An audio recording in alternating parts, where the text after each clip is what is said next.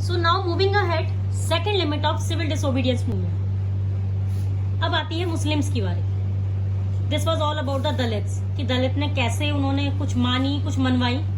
So these were basically क्या आप कह सकते हो, you know they were cooperated with each other.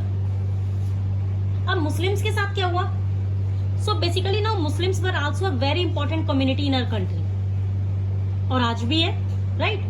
तो जब डिक्लाइन हुआ था खिलाफत नॉन कॉपरेशन मूवमेंट का, विनो हमने पहली क्लास में पढ़ा था कि बेसिकली हुआ क्या था कि जब नॉन कॉपरेशन मूवमेंट चल रहा था and Gandhi ji wanted to launch a non cooperation movement at a wider scale, तो उनके अकॉर्डिंग जब तक ये था कि जब Muslim people were not united with us, तब तक भाई कुछ नहीं हो सकता.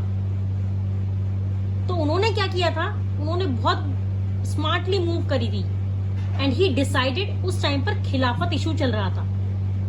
Gandhi ji collaborated with the Muslim people and एक खिलाफत नॉन कॉपरेशन मूवमेंट शुरू हुआ था.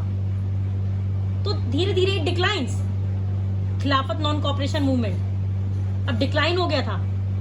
तो मुस्लिम्स जो थे उनको बहुत ही एलिनेटेड फील होने लगा था कांग्रेस से, बहुत अलग अलग फील होने लग गया था कांग्रेस.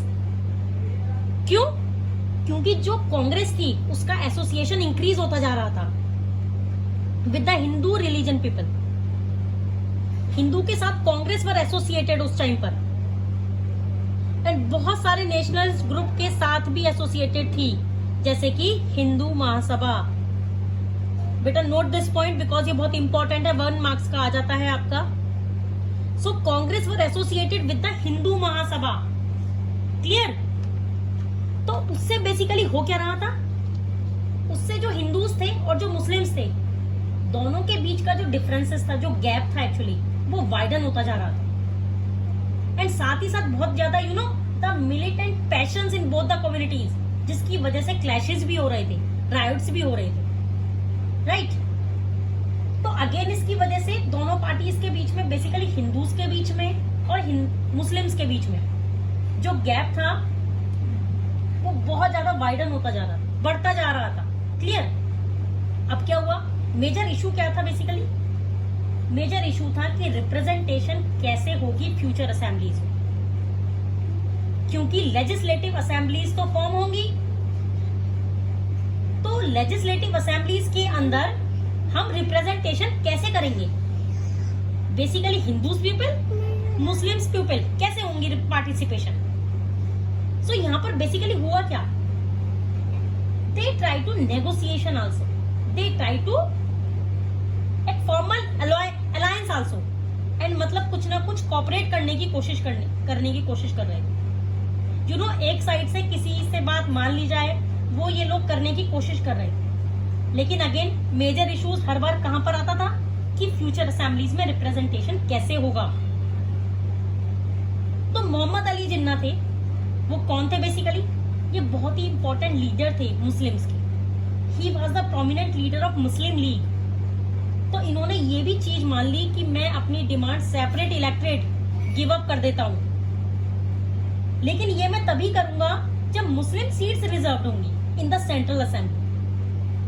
अगर आप मुझे इस चीज का प्रॉमिस कर देते हो कि Muslims will get reserve seats in the central assembly and representation मिलेगी उनको in proportion to the population in the Muslim dominion provinces, जैसे आपका बंगाल हो गया, पंजाब हो गया, तो अगर आप उनको वहां पर वो चीज मिलती है, आप दिलवा देते हो, तो मैं गिव अप करने के लिए तैयार हूं. लेकिन ऐसा नहीं हुआ.